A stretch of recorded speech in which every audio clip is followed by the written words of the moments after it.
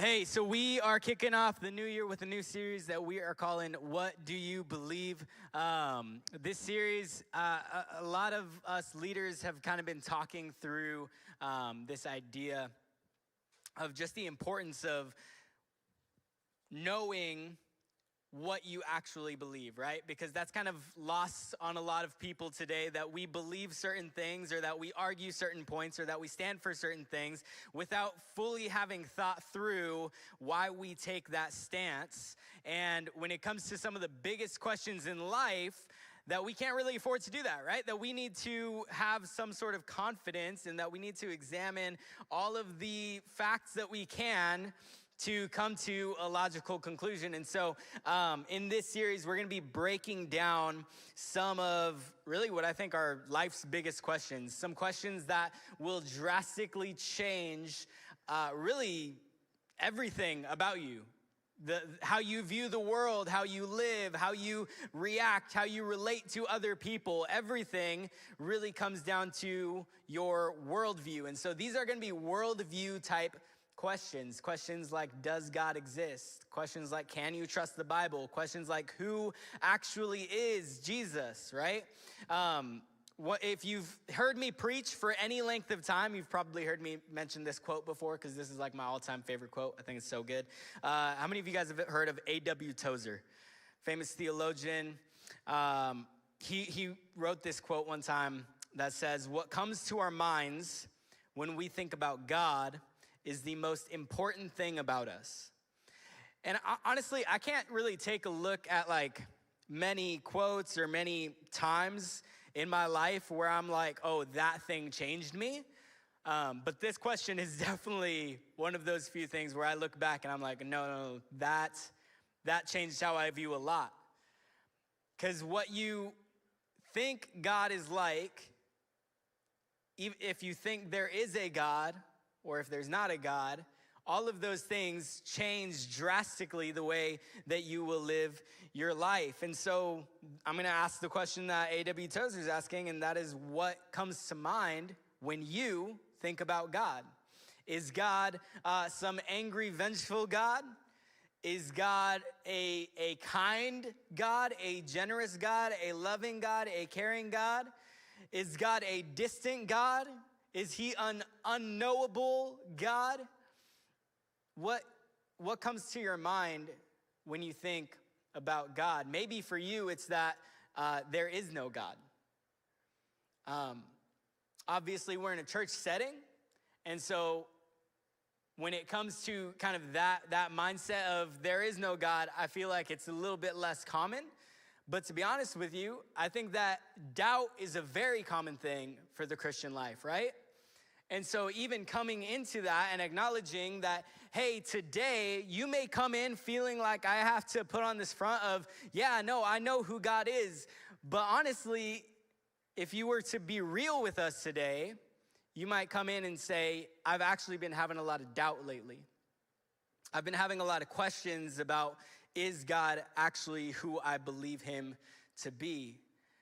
And so tonight, we're gonna be examining the question of, does God exist? This is like a huge topic that we can probably honestly spend like all year on, going into not just does God exist, but if God does exist, then how do we know who God is? We're gonna kind of talk through that over the next few weeks, but today is really just breaking that down.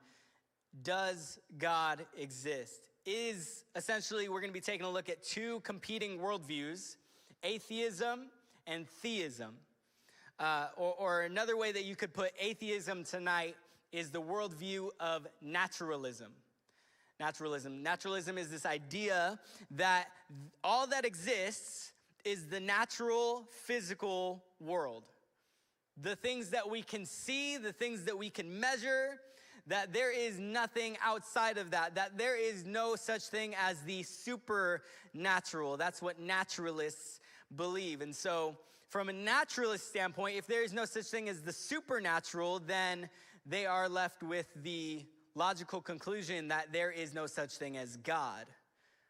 Because God cannot be seen and God cannot be measured, and so there is no God. in the eyes of a naturalistic person, of a person with a naturalistic worldview. But on the other hand, for a theist, essentially just someone who believes in God, or we're not even just talking about Christians in this camp right now, we're talking about anyone who believes that there is a God, they would say no. A lot of the things in this life, a lot of the challenges and the problems that we see in this life, that the most logical conclusion is that there is a God. And so we're gonna be trying to take a look at that. And honestly, I don't ever wanna come up and I feel like in church culture, there's been a lot of damage done by pastors who don't look into the other side and just kind of spew, the same stuff that they've learned and the same stuff that they've, just regurgitating all of the very one-sided, biased information that they've been given. I don't want to do that tonight. I've tried to put a lot of work into trying to wrap my head around what do atheists believe? What would it be like to be a naturalistic thinker? And honestly, guys, it's kind of rocked me. Like the past few days that I've been listening to 2-hour long debates with people going back and forth, and I'm like, they're making some good points. And then the Christian will talk, and I'm like, well, they're making some good points. And by the end of it, I'm like, yo, what? Where am I at with all this? But I also don't want you to be confused on where I'm at, because I was just praying in the back right now, and I was being very honest with God. God, I've ran through so much information that I just feel like there's an avalanche on top of me. But I'm still confident that there is a God, and I'm still confident that I know that God to be the God of the Bible. I know that God to be the very real person, Jesus Christ.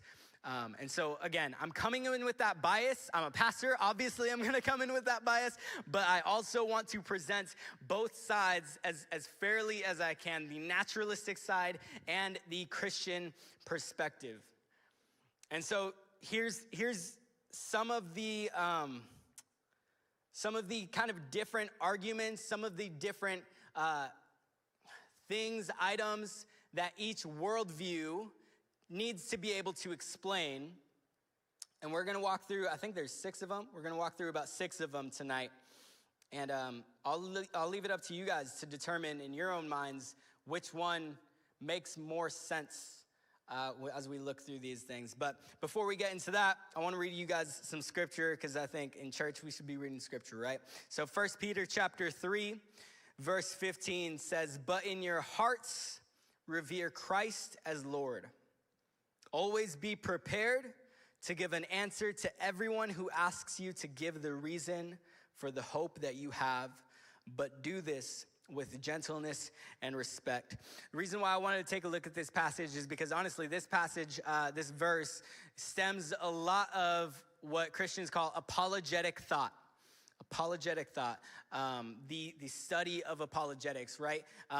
Apologetics comes from the Greek word apologia, which means defense. And that's what Peter's talking about right here. To provide a defense, to not only know what you believe, but why you believe it. So that if someone comes in and says, hey, man, you're just so dumb for believing in God. You're so dumb for believing in the Bible. Don't you know that all that stuff's been disproven?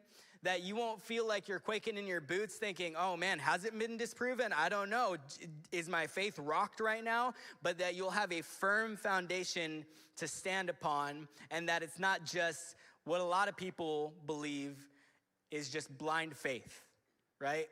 I remember growing up, I thought that's all that Christians had, that they just believe in God blindly, that it doesn't make sense to believe in God, but that they believe in God because the Bible said so. Can I tell you this today? That there is so much more to believe in God on than just the Bible says so, okay?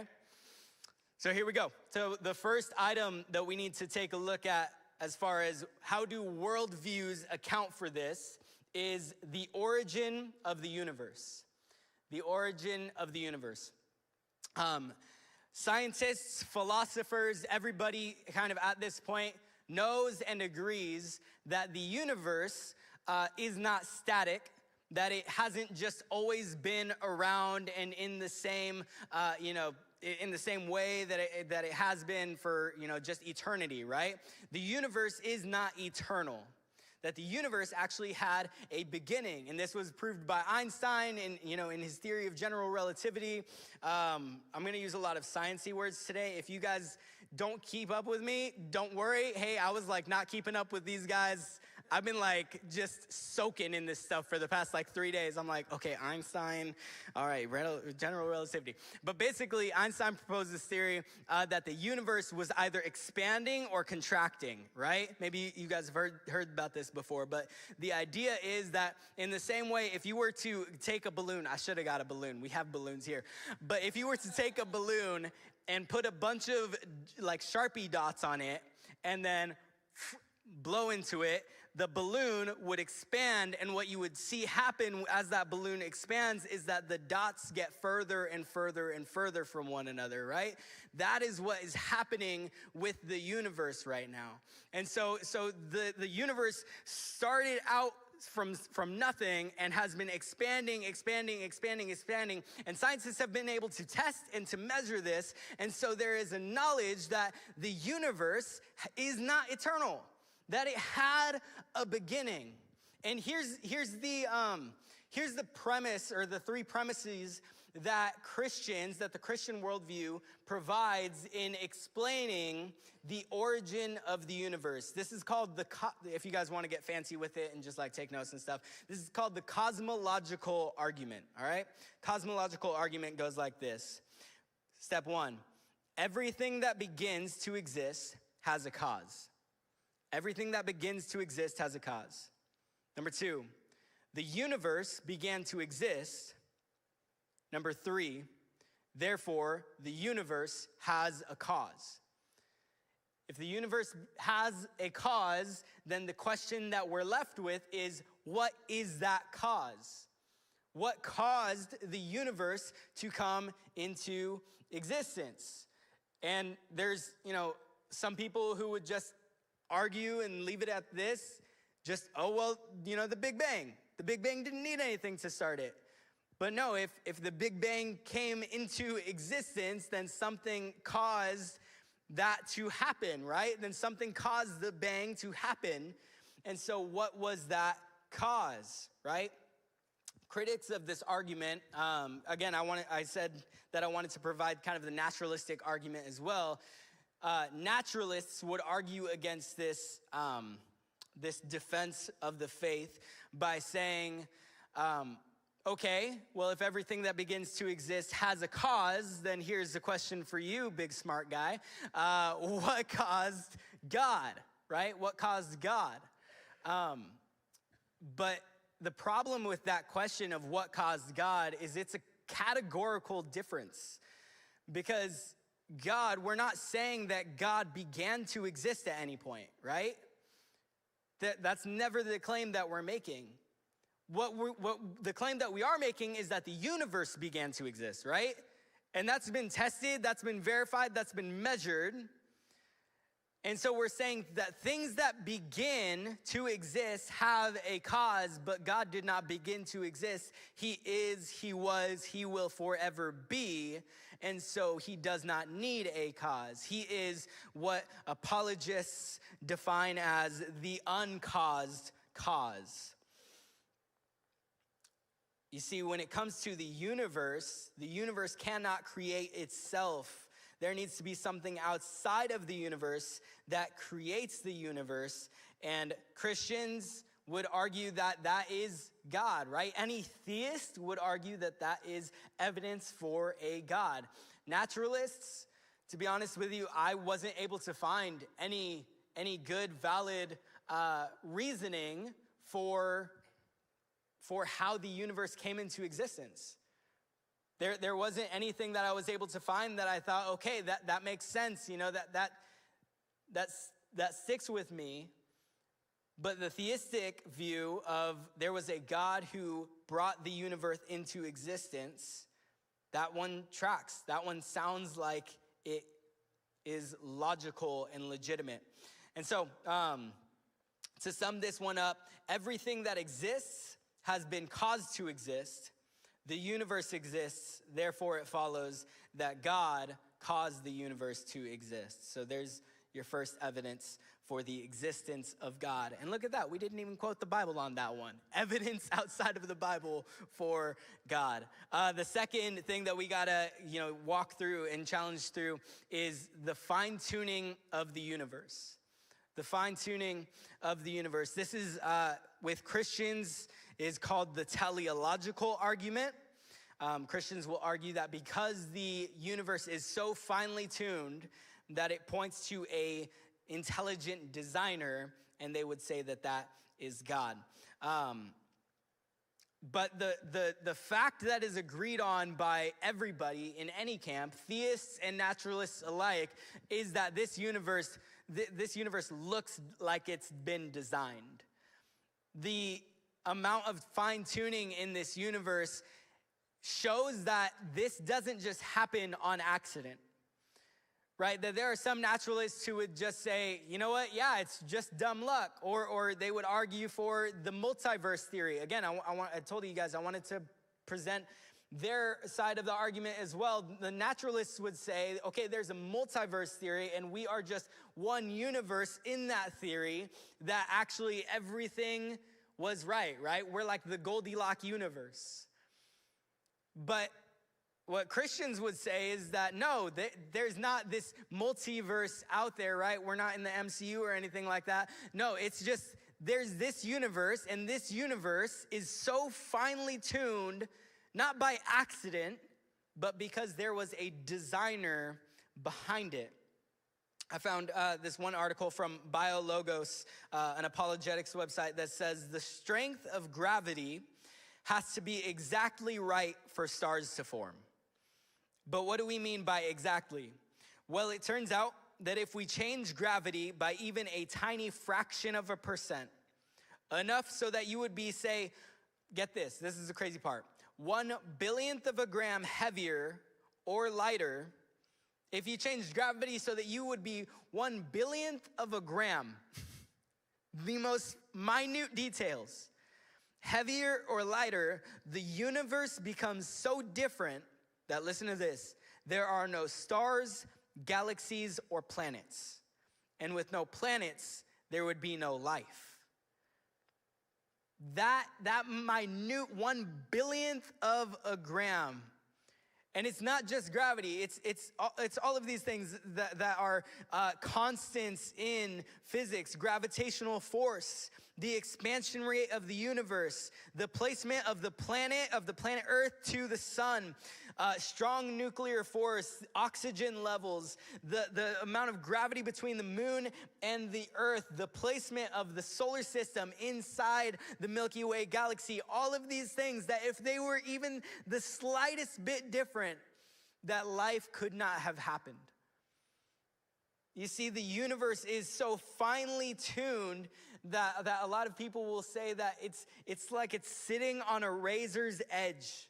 But I love what Paul Davies, he's a physicist at Arizona State University. He says this. He says, the cliche that life is balanced on a knife edge is a staggering understatement in this case. No knife in the universe could have an edge that fine. He's saying it's impossible. And again, the arguments are it either happened by luck, by chance, by accident, or there was a designer who intentionally and intelligently designed the universe. So the fine-tuning of the universe points to a fine tuner. The third thing that we need to come to terms with on either side of the worldview argument is this: the existence of objective morality. The existence of objective morality. And what I mean by that is that there is a morality that is not dictated by a law book, that is not dictated by any worldly authority, but a morality that is agreed upon by all men and women throughout all of history. that in the human heart, that there is something about us that we know when something is right and we know when something is wrong. And this can kind of look different in a lot of ways and in a lot of cultures, right? Let me read you guys this quote from C.S. Lewis. He says, "I need only ask the reader to think what a totally different morality would mean." Think about that. What would a totally different morality look like? Think of a country where people were admired for running away in battle. Can you think about that? That like legitimately, you flee from battle, you leave people behind, and you're honored for that. Or where a man felt proud of double-crossing all the people who had been kindest to him. You might just as well try to imagine a country where 2 and 2 made 5. Men have differed as regards to what people, you ought to be unselfish to, whether it was only your own family or your fellow countrymen or everyone, but they have always agreed that you ought not to put yourself first, that selfishness has never been admired. Men have differed as to whether you should have 1 wife or 4, but they have always agreed that you must not simply have any woman you liked, right? C.S. Lewis is arguing that on some extent, to some level, that there are objective moral values that all human beings, at least most human beings who are in their right mind, agree by. And the moral argument for Christians goes like this, that if there are objective moral values, God must exist. And there are objective moral values, therefore God exists. And the reason why Christians would argue this is because if there is a law, if there is a moral law, then the question is, who gave that law?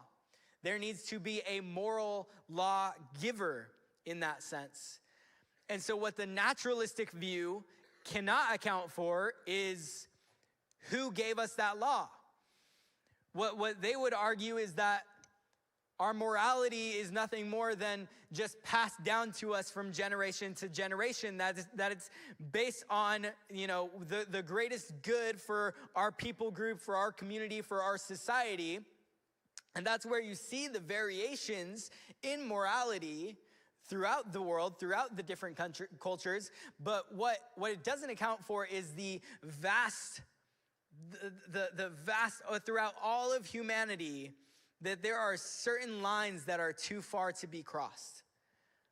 That there are certain levels of morality that we know to be good and that we know to be bad, right? Even the fact that we can think of something as evil, right? That we live in this world, and honestly, this is an argument that some people would make against the existence of God, that some people would say that God can't exist because there's evil in the world, right? C.S. Lewis, he talks about this argument, and he says this was his argument, right? He says, "My argument against God was that the universe seemed so cruel and unjust."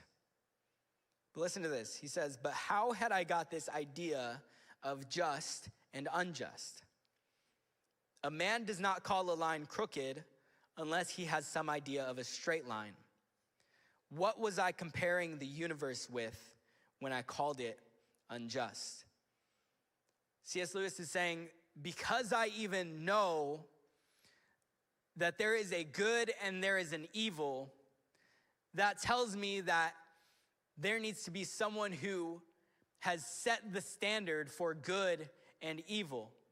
And C.S. Lewis, that brought him to the conclusion that there is a moral law giver. If there is a moral law, it points to a moral law giver. That is what Christians would argue. Let's move on to the next one. So we've gone through the origin of the universe, the fine-tuning of the universe, the existence of objective morality. Next, let's take a look at the origin of life. The origin of life, because this is something that, again, naturalists have a difficult time explaining, right? That they take a look at evolution, right? And they take a look at this idea that all existence, all life stemmed from one being. But the question that can't be answered through the naturalistic perspective is, how did that one being come to live? Where did that being come from? You see, the theistic worldview offers an explanation for it, but the naturalistic explanation is not to be found. To go even kind of deeper into this whole origin of life, just recently, right, in the past 70 years, there's been so much information that's been found on DNA. That biologists, as they look within us, as they examine the DNA that makes us who we are, that they've found that there is an absurd amount of information in this DNA.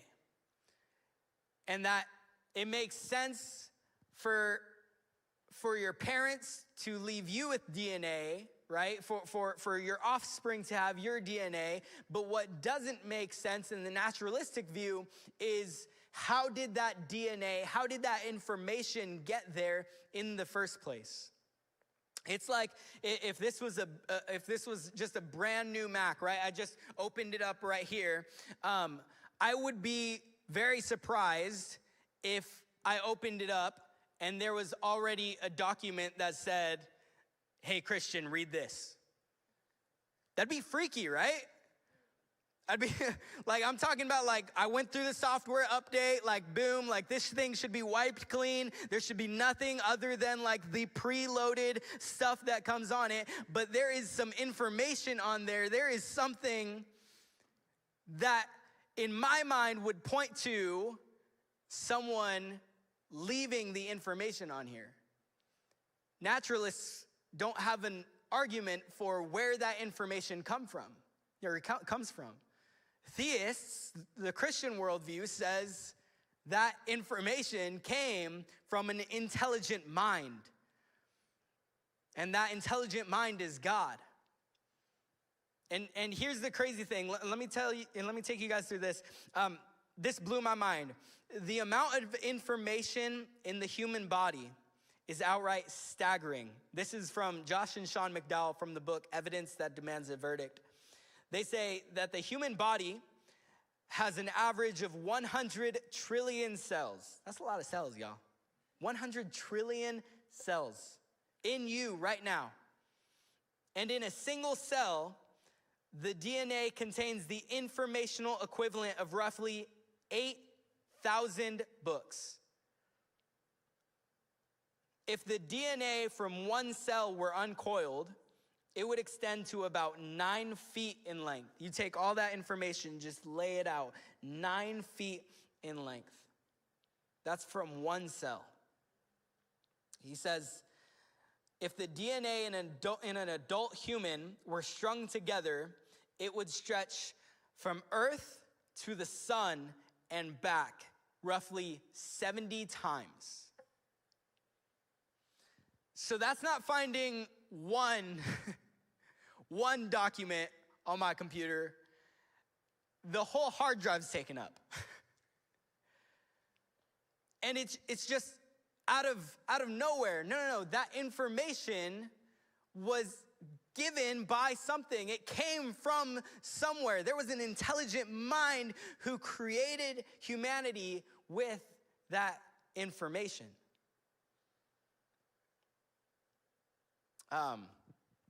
There's this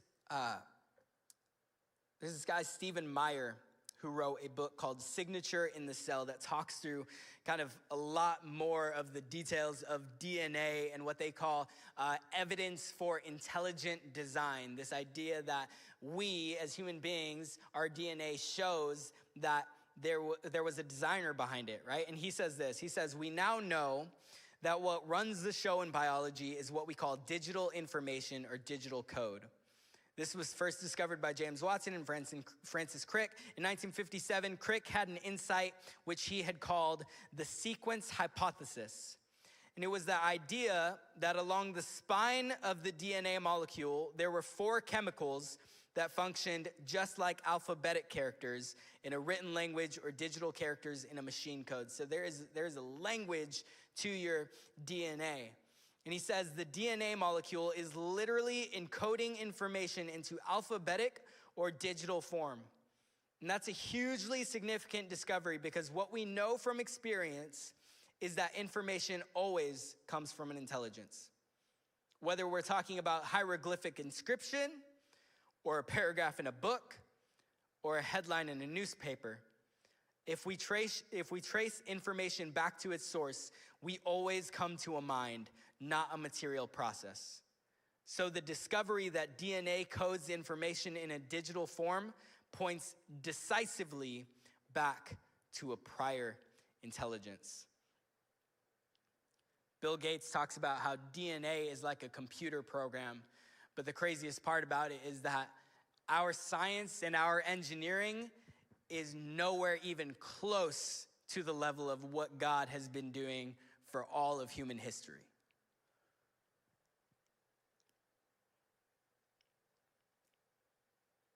The origin of life. Let's keep it going.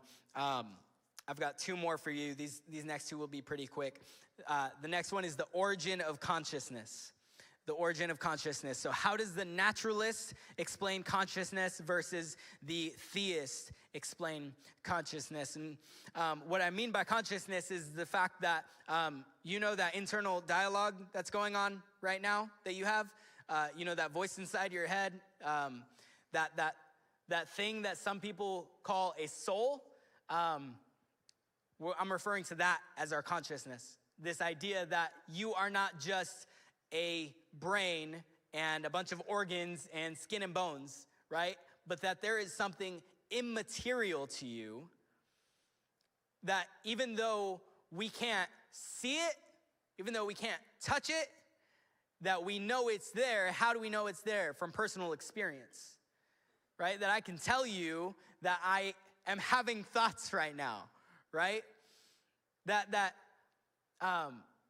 even even when we dream, right, that we have these certain dreams that are in our mind that aren't just neurons firing in our brain, but they're things that are actually happening in our consciousness. And if all we are is just skin and bones and organs and neurons firing off, then there is no explanation, there's no naturalistic explanation for consciousness. Because what a naturalist would say is that, oh, that's all just your brain. But what can be measured in the brain is the neurons that are firing off. What can't be measured unless you actually get someone verbalizing it to you is what's happening in the brain. Right? I can tell you what I'm feeling. I can tell you what I'm thinking. I can tell you what I'm tasting, what I'm touching. I can tell you all of these things. But if you were to just examine what's happening in my head, you wouldn't have any of that information. And so the theistic view is that we are not just skin and bones, but that there is a soul within us, that God breathed life into us. And so when it comes to the origin of consciousness, this is another point where naturalists and Christians differ. And then the last one that we'll talk about tonight is the existence of free will.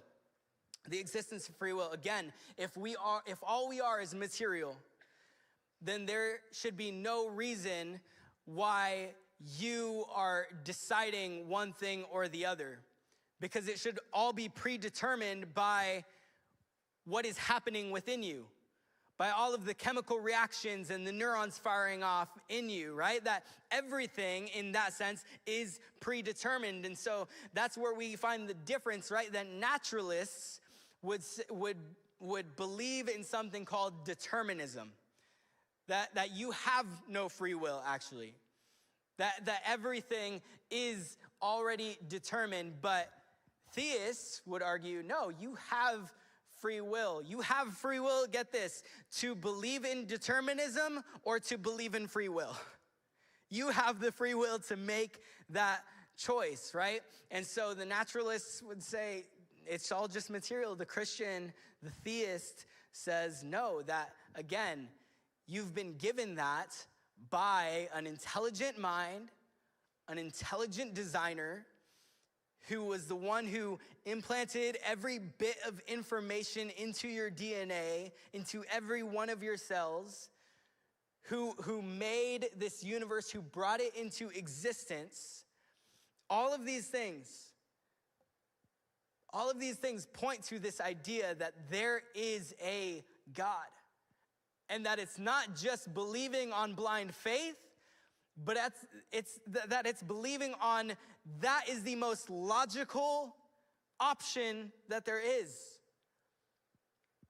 That it makes more sense to me to believe in a God, to be a part of all of these things, than just go forward with a bunch of unanswered questions. As we close out tonight, let's go ahead and take a look at a couple more scriptures. Psalm chapter 19, verse 1 says this, that the heavens declare the glory of God and the skies proclaim the work of his hands. I remember when I was going to CBU, I took this astronomy class, and I always liked my astronomy class. I thought it was cool to be able to, look at the stars and to be able to hear from a scientific perspective.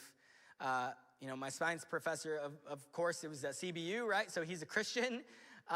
And so he's teaching us this stuff with a Christian worldview. And the awesome thing about it is that when you have a Christian worldview as opposed to a naturalistic worldview, you're not just in awe by a bunch of accidents. You're in awe of the God who made it all happen.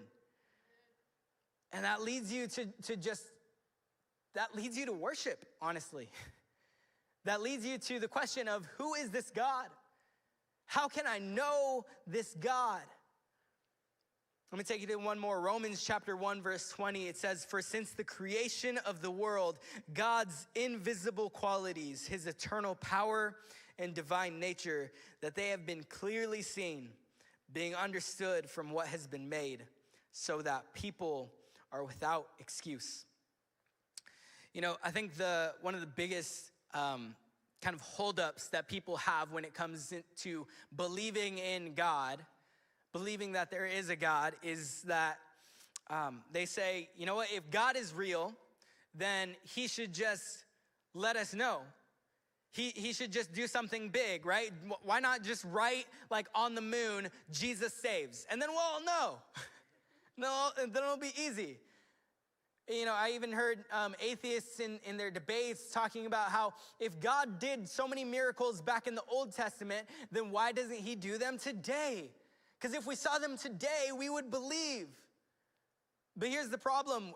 William Lane Craig and J.P. Moreland, two Christian theologians, they talk about this. They say in the Old Testament, God is described as revealing himself to his people in manifest wonders. The plagues upon Egypt, the pillars of fire and smoke, parting of the Red Sea. But did such wonders produce lasting heart change in the people? No. Israel fell into apostasy with tiresome repetitiveness. If God were to inscribe his name on every atom or place a neon cross in the sky, people might believe that he exists.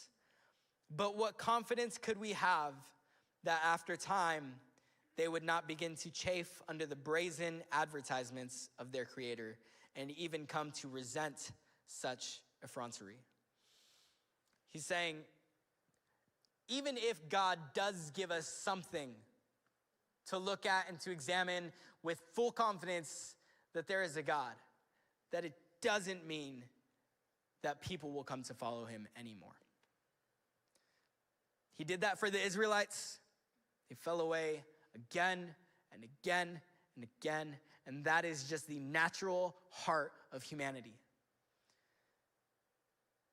But God didn't leave us with nothing. He left us with all of this evidence and more. If you want to talk through more, we can talk outside, but there's even more, even greater evidence out there showing his existence. And for me personally, I think that one of the greatest evidences is that he gave us his word. He gave us the Bible that I believe is inspired by the Holy Spirit, written through the hands of man, to give us a glimpse into who is this God, so that we could know not only that there is a God, but we could know who he is and how he loves us and how he sent his son for us so that we could be in relationship with him.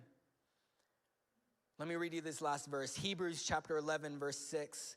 And without faith, it is impossible to please God, because anyone who comes to him must believe that he exists and that he rewards those who earnestly seek him. Hebrews tracks through the lineage of the Israelites. And person after person after person after person, the author of Hebrews talks about how that person believed in God in faith. That faith is not meant to be an absent part of our relationship with God, but it's also not meant to be the only part in our relationship with God. The beauty of being Christians in the 21st century is that we have scientific evidence and faith to cover all of the answers that we don't yet have. And so again, I don't have all of the answers, but I can tell you this, that based off of everything I researched, I put a lot of time into this, I believe that there is a God. And I believe that he wants you to know him. And so during this next song in worship, would we even just put our hearts before God and say, God, if you're there, if you're real, I want to know you. And let's just see what he does with that. Would you guys pray with me as we close out tonight?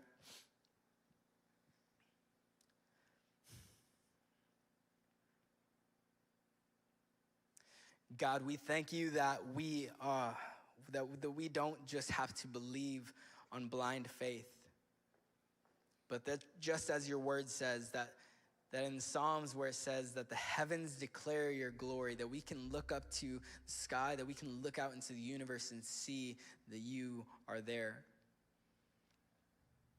As Romans talks about that your invisible qualities are all around us, God, that we can look even into the deepest depths of our cells that create our body, and that we can see that you were there. That it's as if you've autographed every single one of our cells with the information that you've left. And so, God, we praise you for that. We ask that you would even help us in our doubts.